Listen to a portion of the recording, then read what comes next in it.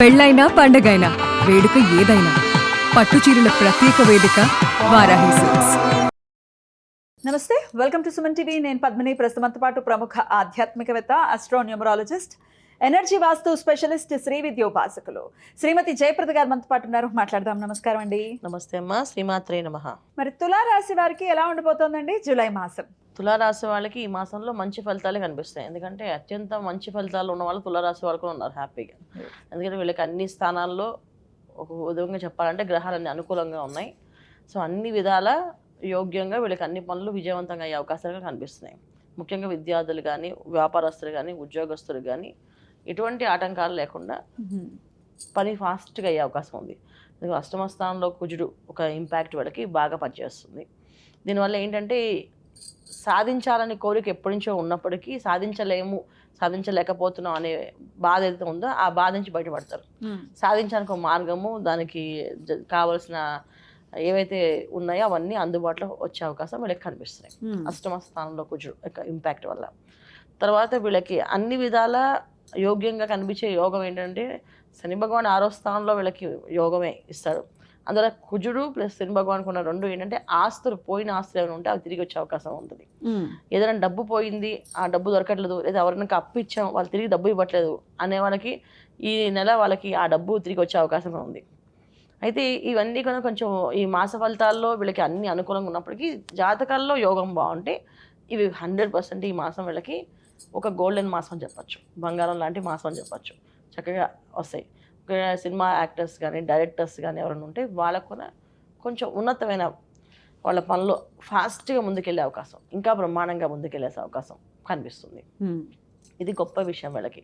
Right. ఆరోగ్యం ఎలా ఉంటుందండి వీళ్ళకి? ఆరోగ్య విషయంలో కొంచెం జాగ్రత్తగా ఉండాల్సింది. ఎందుకంటే ఎప్పుడూ కూడా ఆరోగ్యంలో కాస్తంత ఇబ్బందులు, ఆటంకాలు కనిపిస్తుంటాయి. ఎందుకంటే వీళ్ళకి పంచమ స్థానంలో రాహు ఒక ఇంపాక్ట్ వల్ల ఆహారం మీద ఒక ఇంత పరిధి పెట్టుకుని చేయరు.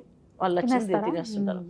ఒక వేళగాని వేళలో తింటుంటారు. అంటే ఎక్కువ తింటారని కాదు, వేళగాని వేళ మారుస్తుంటారు. లంచ్ టైంలో లంచ్ తినకుండా దాడి తినాలనుకోండి, అది అనారోగ్య సమస్య తీసుకొస్తుంది.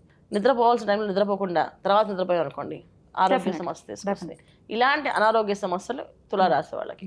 మిగతా విషయాల్లో ముఖ్యంగా ఇంకొకటి ఏంటంటే వివాహ ప్రయత్నాలు ఎవరైతే ఉన్నారో వివాహాలు అయ్యే అవకాశం ఈ మాసంలో వీళ్ళకి అనుకూలమైన సంబంధాలు, మంచి సంబంధాలు, మంచి వాళ్ళతో వెళ్ళే అవకాశం, అంటే మంచి సంబంధాలు వచ్చే అవకాశము అండి, మంచి వాళ్ళ ఇంటికి వెళ్ళే అవకాశం వీళ్ళకి ఖచ్చితంగా కనిపిస్తుంది. సో ఒకవేళ ఆలోచనలో ఉన్న వాళ్ళు మొదలు పెట్టుకోవచ్చు ఈ మాసంలో. మొదలు పెడితే మంచిగా ఆషాఢ మాసం మీద శ్రావణ మాసంలో పెళ్లి చేసుకోవచ్చు. కానీ ఆషాఢ మాసంలో చూసుకోవచ్చు అండి, మామూలుగా చూసుకోవచ్చు.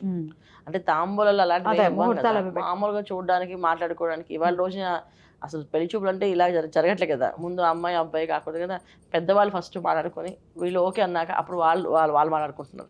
అప్పుడు వాళ్ళు ఓకే అన్నాక అప్పుడు కదా వీళ్ళు జరిగేవి. చూసుకోవచ్చు. మార్పులు ఉన్నాయి కాబట్టి మార్పులు ఉన్నాయి. పూర్వంలాగా ఏదో అమ్మాయి అబ్బాయి చూసుకున్నారు, వాళ్ళిద్దరు నచ్చిన తర్వాత మనం ఆడుకుందాం లేదు. ముందు వాళ్ళు ఈ కేటగిరీస్ చూసుకుంటున్నారు. వాళ్ళు ఈ కేటగిరీకి అవునా కాదా అని ఇలాగ ఉన్నాయి కనుక చూడడానికి ఇబ్బంది. అని చూడడం అంటే వీళ్ళైనా గుళ్ళోని గోపురాల్లో అలా ఏం చూడట్లేదు అన్న, ఫోన్లో ఫోటోల్లో చూస్తున్నారు కదా, వాడికి అంత పెద్ద దోషంగా మనం పర్టికులర్ పెట్టుకోకలేదు. సో చూసుకోవచ్చు. వివాహాలు అయ్యే అవకాశం ఉంది కనుక వదులుకోవద్దు. ఎందుకంటే తులారాశిలో విశాఖ నక్షత్రానికి వివాహం అవ్వదు, చాలా ఆలస్యం పడుతుంది. సో వాళ్ళకి వివాహాలు సంబంధాలు దొరకడమే కష్టం. అమ్మాయిలకైనా అబ్బాయిలకైనా ఇద్దరికి విశాఖ నక్షత్రం అమ్మాయి అయినా అబ్బాయి అయినా వివాహం కొంచెం ఇబ్బంది వాళ్ళకి ఇన్ జనరల్ గా. సో ఈ మాసంలో కొంచెం గట్టిగా అవకాశం ప్రయత్నం చేస్తే వచ్చే అవకాశం ఉంది. అష్టమ స్థానంలో కూర్చుంటే వీళ్ళకి ఏదైనా సరే కష్టమైనా సరే తెచ్చిస్తే అవకాశం ఉంటుందంట, అందుకని చేసుకోవచ్చు. రైట్. అన్ని విషయాల్లో సానుకూల ఫలితాలు ఉండటం కోసం ఎటువంటి పరిహారాలు చేసుకోవాలి తులారాశి వారు? ఖచ్చితంగా సుబ్రహ్మణ్య స్వామి ఆరాధన. ఈ మాసం అంతా సుబ్రహ్మణ్య స్వామి ఆరాధన చేయడం.